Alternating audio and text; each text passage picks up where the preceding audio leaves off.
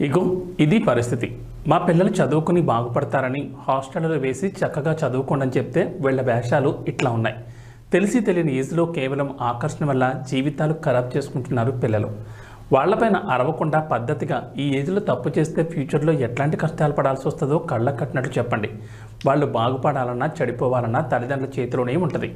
వాళ్ళు వేసుకున్న బట్టల గురించి కాదు నేను మాట్లాడుతోంది. ఆ అమ్మాయిని గమనించండి, సిగరెట్ పీలుస్తోంది, ఎలా పీలుస్తుందో చూడండి.